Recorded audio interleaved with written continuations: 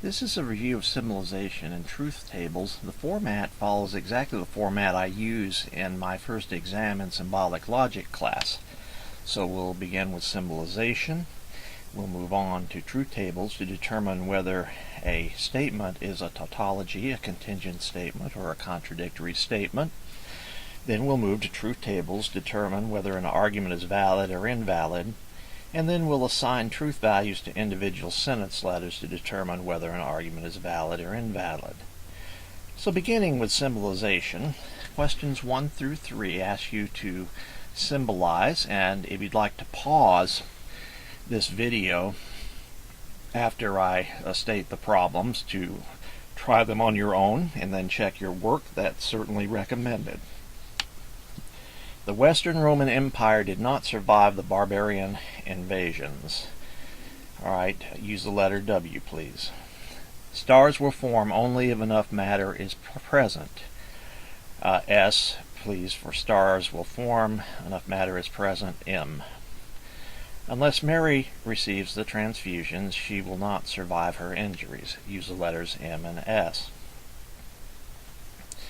Here are the answers. The answer to the first problem is not W, tilde W. Second, S, horseshoe M. And third, M, wedge, not S. These are fairly simple symbolizations. They should not be a problem for you. The next three are a little bit harder. Okay, I usually start with simple symbolizations and then move to more difficult ones. Neither the Falcons nor the Panthers will win the Super Bowl, F and P, and we went over in class the neither nor statements. There's a standard way of symbolizing them, but if you put anything logically equivalent to the standard way, I will accept that as a correct answer. Number 5, a statement is a contradiction if and only if it is false in all possible worlds, S and F. God exists or everything is permitted and Billy will go to raves all the time. Remember, in a problem like number 6, you have to pay attention to the English grammar. Alright, the first one can be symbolized, the number 4, as either a not parentheses F wedge P close parentheses or a not F dot not P. It cannot be symbolized as a not parentheses F dot P. That is not logically equivalent to the correct answer. So it has to be one of those two or anything logically equivalent. Number 5 is a biconditional, an if and only if, S triple bar F. And then number 6, the comma will set aside the G from the rest of the statement. So that's going to be G wedge parentheses E dot B. Alright, going over the last 4. Denver will have a good season provided that Peyton Manning plays well. Remember what I said, provided that is equivalent to. Number 8, water boiling at sea level implies that the temperature is of 100 degrees centigrade. So you have to deal with the implies that. Both John and Mary are not going to the meeting. Be careful with that one, that's tricky. And then number 10, the Panthers will lose lots of games if their offensive line remains weak. Remember, provided that is an if, so number 7 is going to be P horseshoe D, because whatever part of the sentence goes with the if goes to the left of the horseshoe. Number 8 is W horseshoe T. That's the order you should have it in. Number 9 is going to have to be symbolized either as tilde J dot tilde M or tilde parentheses J wedge M close parentheses. It would be wrong if you had tilde parentheses J dot M close parentheses. That is not logically equivalent to the correct answer. And then number 10 is symbolized O horseshoe P. Don't let the order in the English sentence fool you, because even if you have an if in the middle of the sentence, if it's an if, then that antecedent is going to be symbolized with the letter representing the antecedent going to the left of the horseshoe. You remember only if reverses the order. Moving on to truth tables for statements. What I want you to do is set up a truth table using this statement: tilde, parentheses, A wedge, tilde B, close parentheses, wedge, parentheses, tilde A dot B, close parentheses.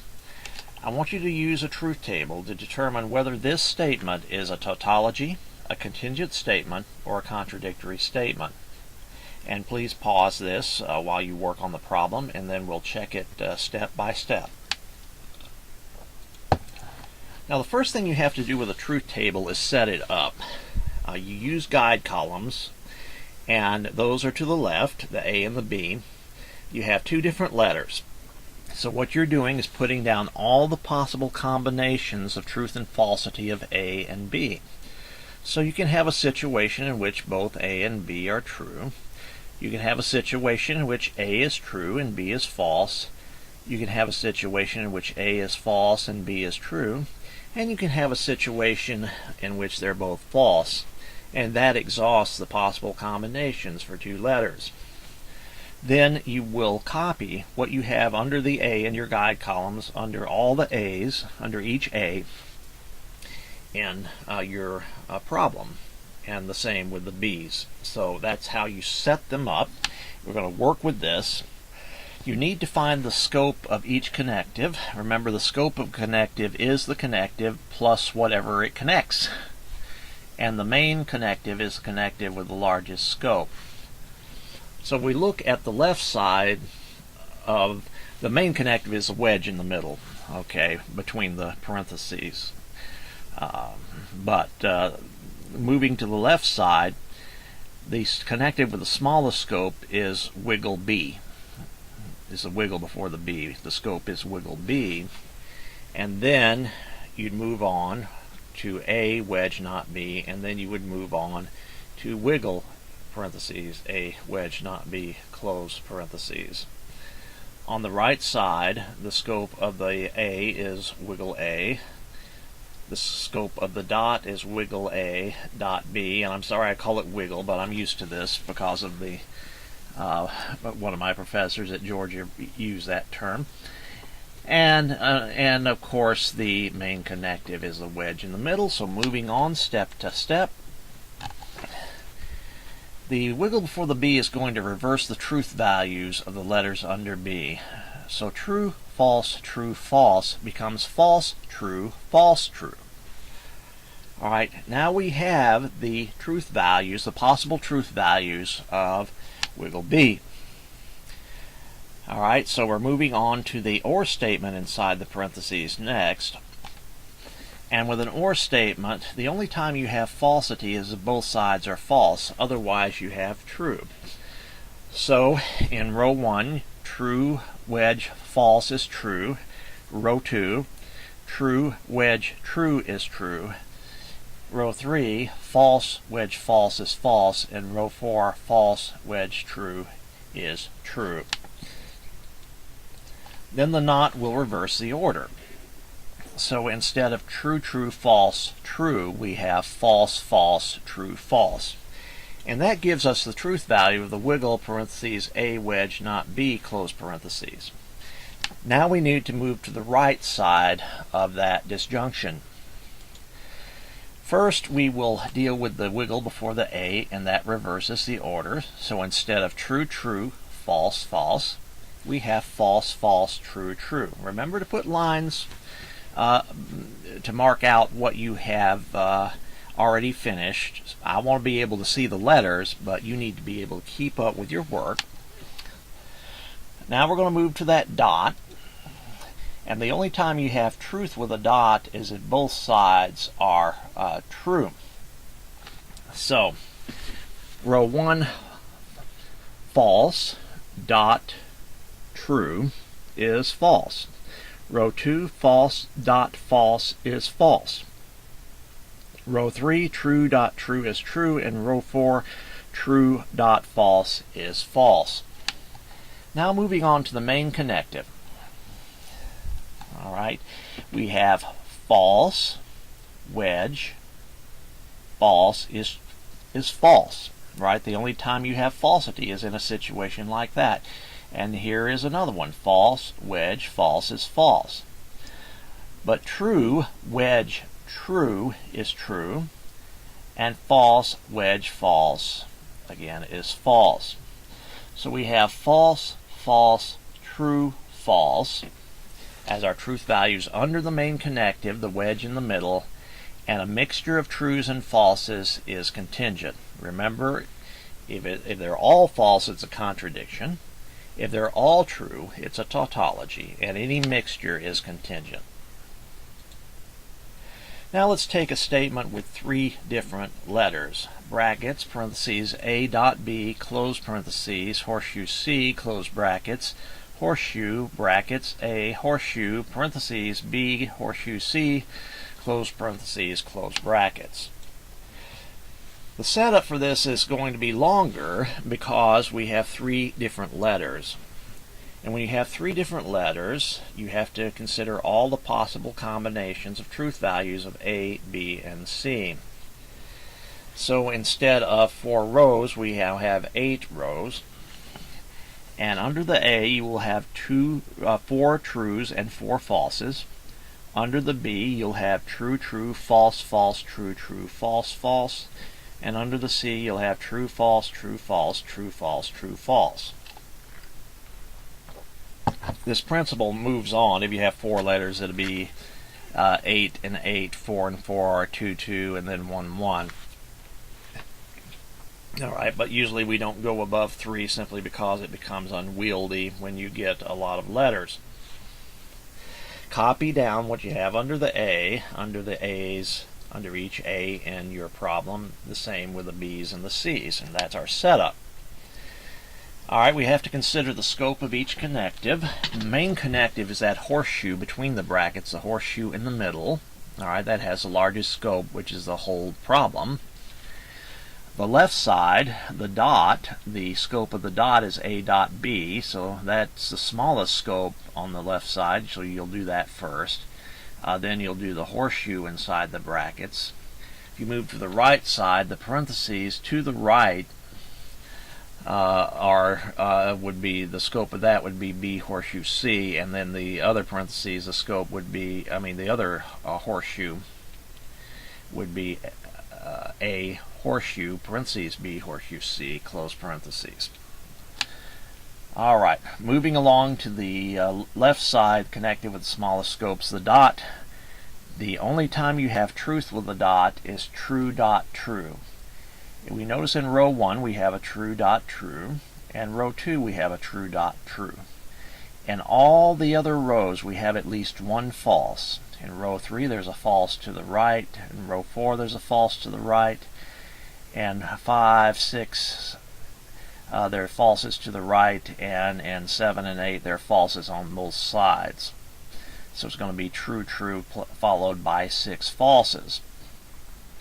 Moving on to the horseshoe on the left side, the only time you have falsity with a horseshoe is true, horseshoe, false. Well, we have that in row number 2. Right, but all the others, if you have a false to the left, it's automatically true with a horseshoe, so that's pretty easy for rows 3, 4, 5, 6, 7, and 8.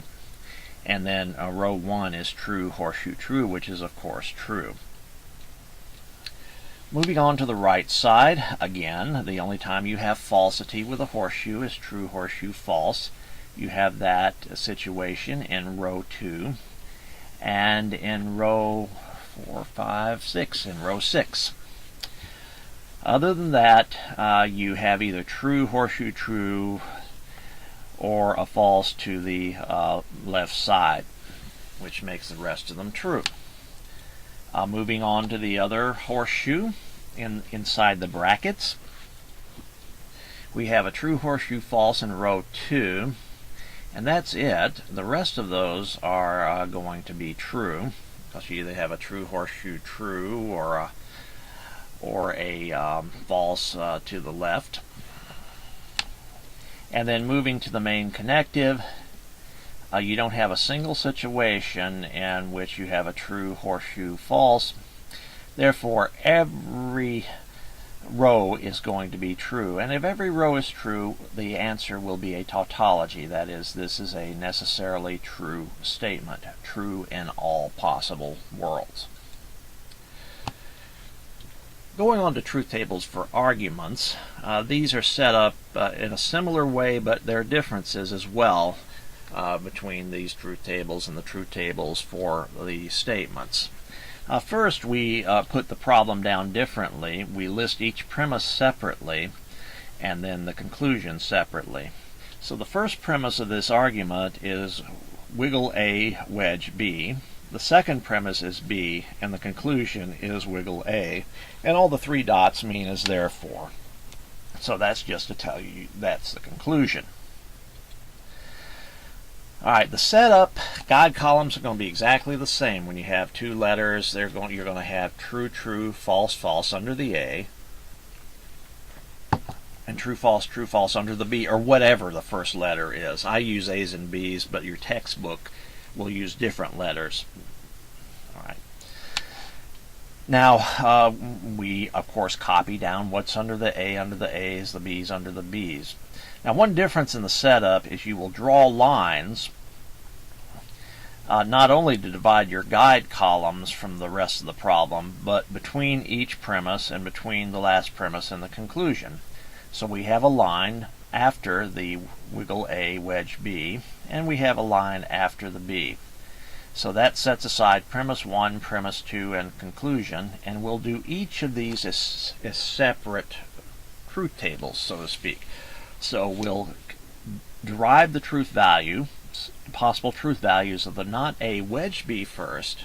The B's done, right? True, false, so we don't have to worry about that. And then we'll deal with the A.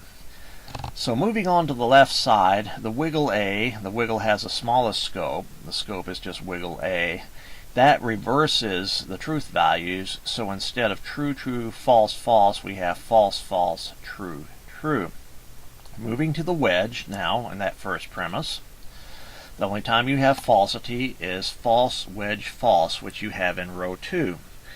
But all the other three instances you have at least one true. So that makes them true. So it's true, false, true, true. That is those are the possible truth values of the not A, wedge B. Moving on to the conclusion, that's simple because you just reverse the order. So instead of true, true, false, false, you have false, false, true, true. Alright, now we move on to a step in which we circle. I have them highlighted here, but on your paper you would circle the cases in which both premises are true. If there were 3 premises, you'd circle cases in which all 3 premises were true. If you had 4 premises, you'd circle all the cases in which all 4 premises are true.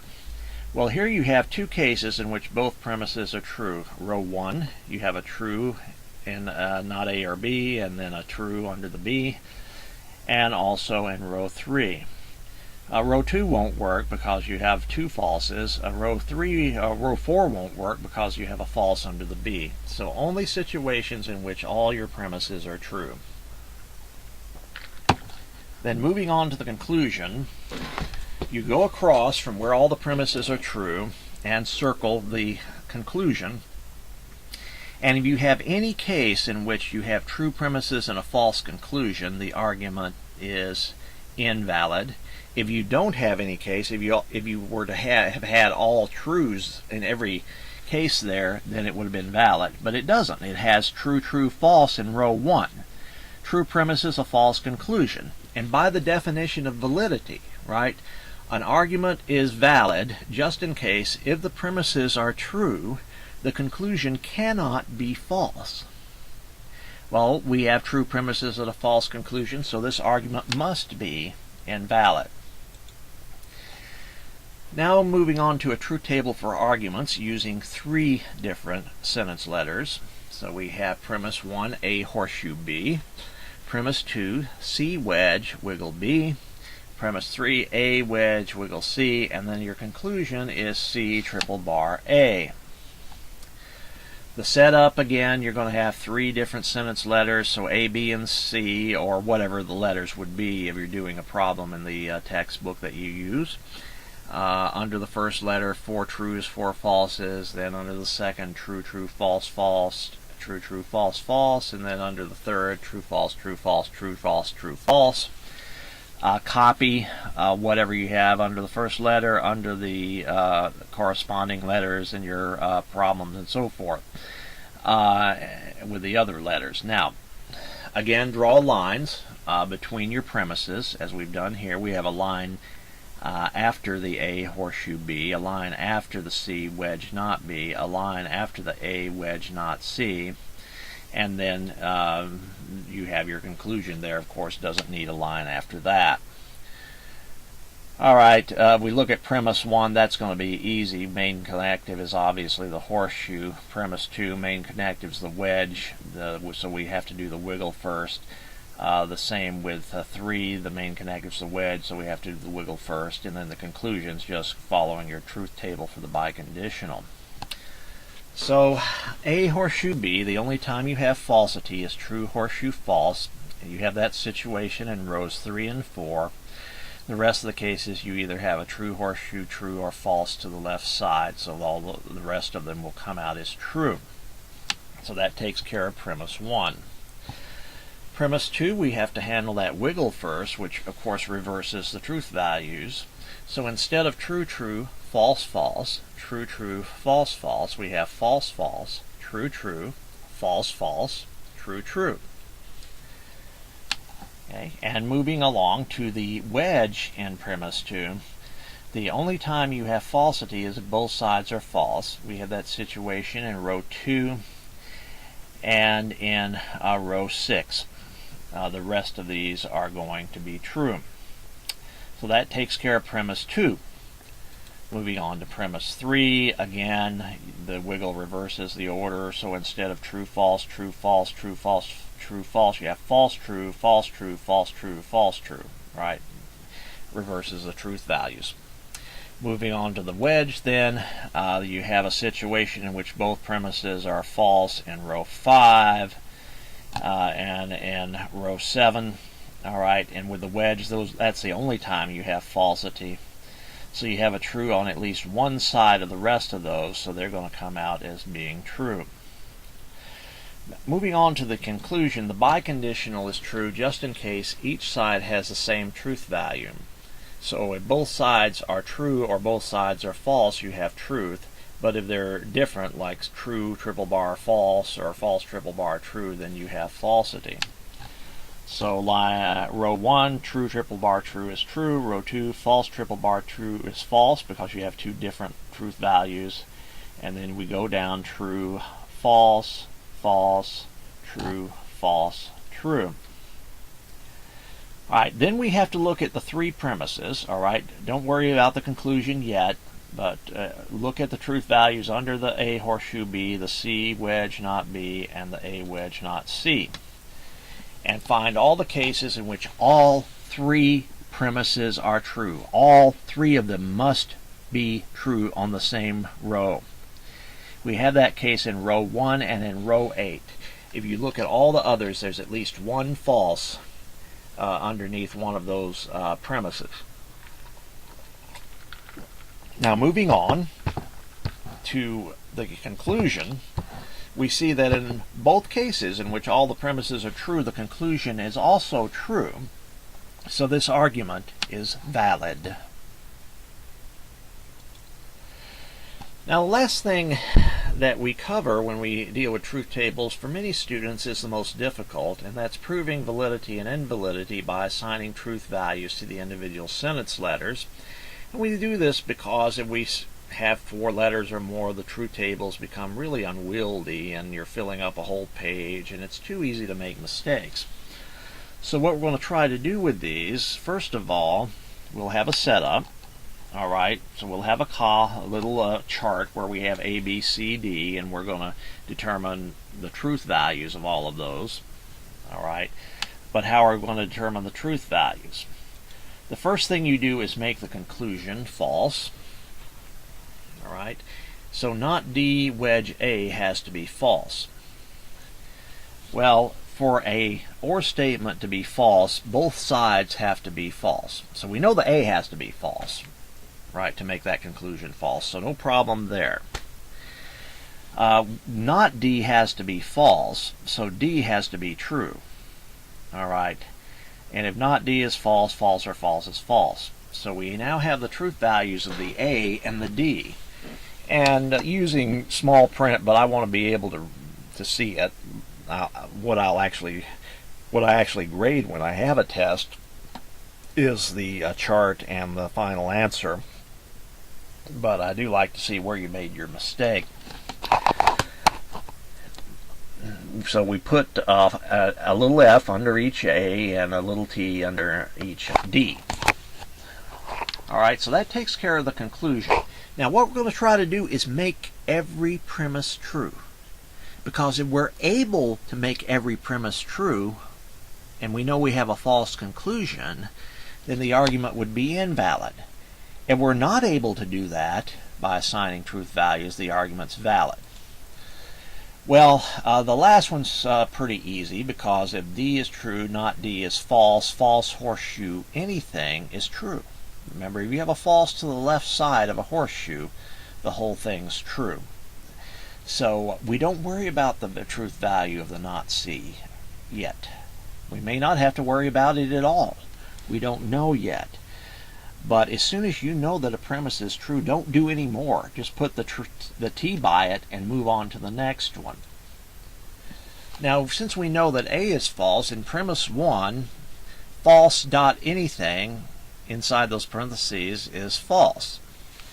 Right? But you have a wiggle as the main connective outside the parentheses, so not false is true. Doesn't matter what the truth value of the B is. Okay? Now, there are going to be multiple ways to deal with this second premise. What I did is just a simple thing. I made the B true, which makes the not B false. And false horseshoe anything is true.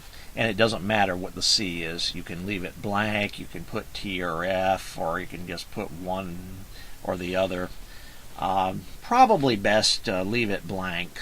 Of course, if you're wrong, that would take off from your grade. But you know, if you double check, you should be able to get these every time. But know what we have here: true premises, true, true, true, and a false conclusion, which means this argument must be invalid. Let's try another one. This one has 4 premises. Not parentheses A dot B close parentheses is premise 1. A or C is premise 2. C horseshoe D is premise 3. Not A wedge D is premise 4. And then your conclusion is D. Alright, make your chart. And then you will assign the truth value so to make the conclusion false, and that's easy to do in this case. You know, D is false, and then put the little F under all the D's in the problem above. Alright, well, if A is false, not A is true, so that means the last premise is true, right? If you have one side of an OR statement true, the whole thing is true. Okay? Now, if A is false, going up to premise 1, okay, false dot anything is false, but not false is true. So we know that premise 1 is true. All right, we don't worry about the other truth values, right? Okay. Now, in premise 2, to make that true, you got a false. A is false, and you don't want false wedge false, because that would be false. So you want it false wedge true, so C is going to be true.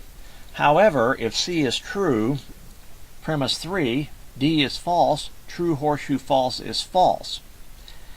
So you are not able to make all the premises true and the conclusion false.